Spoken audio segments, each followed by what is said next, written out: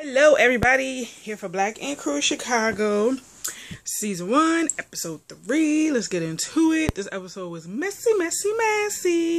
But I mean, it was a pretty good episode. Well, I started with Ryan, because there's not really much to say about him, except for, like, now, I just feel like poor Ryan, you know, he's dealing with the aftermath of Rachel leaving with his kids, and, you know, he's bothered by it, and, he's speaking to Phor.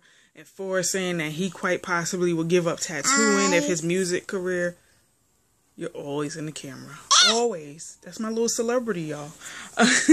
But yeah, he's saying that he quite possibly might quit tattooing if his music career takes off, because he's been doing music since they were young, and you know, he's getting somewhere in the music and like some type of exposure. So, you know, him and Phor had a conversation, and he's basically like, yeah, I would give up tattooing and put music first. So, you know, just seeing how Ryan looks and like his reaction to everything, I feel bad for him. Like, I feel like he feels a little bit abandoned by everyone. And I mean, it's sad, but you know, some people, I mean, it's just a test. I don't think that people mean to do it, but you know, I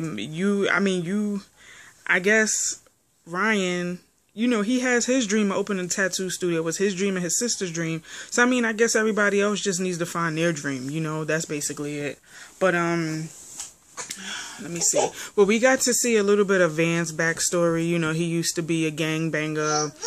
He used to do illegal things, but, you know, he said 9 Mag changed his life, so he's gotten better, and he's been tattooing, but, you know, even though you are in a better space, your past usually catches up to you. So, right now, Nyla, jeez, right now, he has a gun charge, and as soon as he said that, I was like, ain't that the same thing Osh had?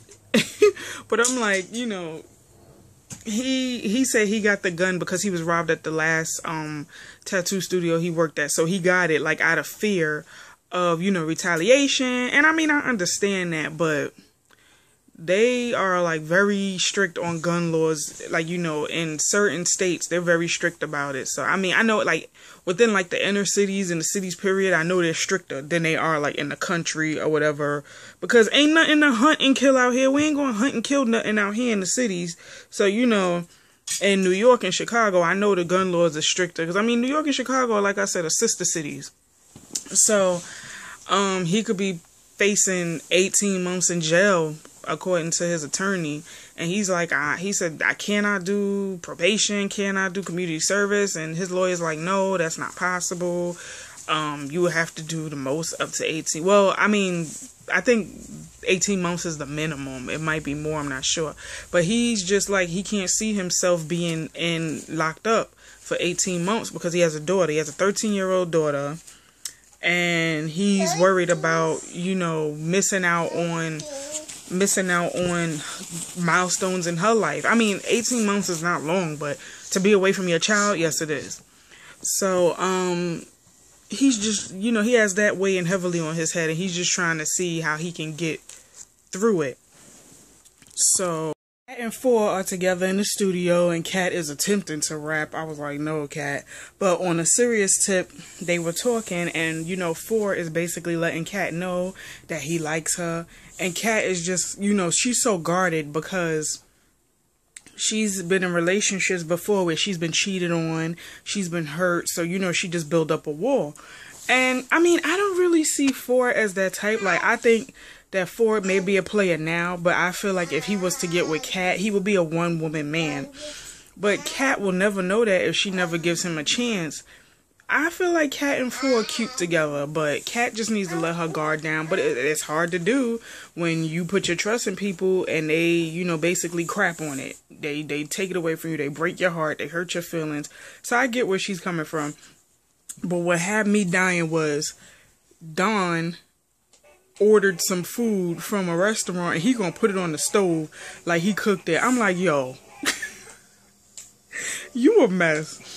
But yeah, you know, Kat basically told him, you know, I know about the girls that you have sex with, the clients or whatever, and I just don't want to be a jump off to you. Like, I just don't want to be your friend with benefits. Like, we would have to be all in. But my guard is up, you know, because I've been hurt before.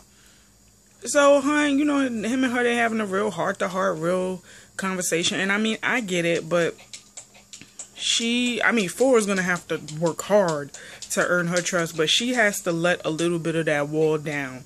And she has to try and get comfortable, especially if she wants to be taken serious in relationships. So, I'm rooting for Kat with that. Don is still dealing with the whole aftermath with Charmaine and Ashley and everything. So, he was basically saying that he was a basketball superstar and he choked. Basically, he quit on his dream and he just started, you know, getting into getting into trouble. Not staying level-headed, going out partying to forget his problems or whatever. And again, when he became a father, like officially, that's when it dawned on him that he needs to smarten up. But he still, from what it sounds like to me, Don still holds a little bit of a sense of regret. Because I think he feels like Phor is like, thriving better than he is. So, I guess now he's just trying to question what he's going to do with his life or whatever. But, you know, just a lot of them feel like the non-mag just saved their lives. Gave them something to do. Gave them a way to stay out of trouble. And I mean, that's good. But, Charmaine is still talking about, the situation with Don and, how he's sending her mixed messages, and she's still holding on to her truth of Don never told her about the baby mama. While that may be so, you knew there was a baby mama in the picture, regardless. Usually when a man says that he's not dealing with his baby mama, 9 times out of 10 he is. Like, you need, you know, physical evidence that they not messing around. So, and even when the baby mama was brought up, she still didn't, like, you know, she didn't care. So her and Don are arguing over that because he keeps saying he told her about Ashley. She keeps saying that she never knew. Either way, Don is wrong because he knows he has a baby and a baby mama. So Phor has a performance and everybody goes to support. Ashley's at the performance in the audience. So, at the end of the performance, Charmaine goes up to Phor and congratulates him, and Ashley is watching her, and she's like, see, Don told me she was a groupie, but dang, she be all over everybody. And Charmaine is like, well, dang, I know, she said, I noticed, do I have a stalker? I noticed a pair of eyes staring at my ass, and that's usually a good thing, but not when it's Ashley. So, Charmaine is outside talking a whole bunch of crap with Danielle and Kat and another girl. They didn't put her name. But she's talking a whole bunch of crap about how Don still trying to get with her, sending her sexual innuendos, and, you know, just recently, as like a week ago, he was talking about eating her booty like groceries, and I'm like, yo, you bragging about it. So that means that you would still let him. You basically saying, oh yeah, I had your man and I could have him again, you know. And that's what she said. She was like, I had him a couple of times after that, blah, blah, blah. Then as soon as Ashley comes outside and says, oh, Charmaine, can I talk to you? Oh, yeah, you're Ashley, right? Yeah, we didn't really get to be introduced last time. I'm like, Charmaine, don't sit up here and pretend like you don't know who this girl is. Because you was just talking about her in front of your friends. You was just talking about her in the club, so stop pretending. So, you know, Ashley is asking her all kinds of questions like, have you been with my man? And this, that, and the third. And Charmaine is like, no, we hooked up. Ashley's like, hooked up how? You know, we got together. She got together how? I'm like, dang, girl, if somebody says they hooked up with somebody, that usually means they had sex. So what she got to do, draw you a picture? You know exactly what she's saying. So Charmaine had to physically say, we had sex, in order for Ashley to get it.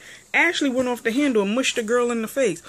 Going to talk about something. You had sex with my man. You can't tell me that you had sex with my man and expect for me to be cool. I'm like, Ashley, you making a fool out of yourself, because this man ain't even trying to claim you how you think he is. And then I noticed that this is only episode 3, and Ashley done said my man about 20,000 times already. And her saying my man, my man, my man, my man. If you saying my man that many times, then it sounds like you trying to convince yourself that he's your man. That's just like what I said on Twitter, like Jocelyn always saying Stevie is her husband, and people are already saying that her and Stevie they not really legally married. Whether they're legally married or not, you don't have to say my husband or my man every 12 seconds to convince yourself, because that's what it sounds like you're trying to convince yourself that he's your man. So I'm like, Ashley just flew off the handle and mushed the girl, and you know, Charmaine is like, I'm not trying to start any trouble. I'm giving you the truth, because clearly he's not giving the truth to you. So, you know, basically Charmaine, early in the episode, she was saying that she gonna be the side chick from hell and all this other stuff. And I'm like shaking my head, but that was basically the episode. I mean, it was mainly the drama between Ashley and Charmaine. So next episode, like Dawn gets in trouble and get kicked out, and I think it goes more about Van and his backstory. But I mean, this was an okay episode. So thanks for watching. Like, comment, subscribe, tell a friend and tell a friend and tell a friend, and I'll see you in the next video. Later.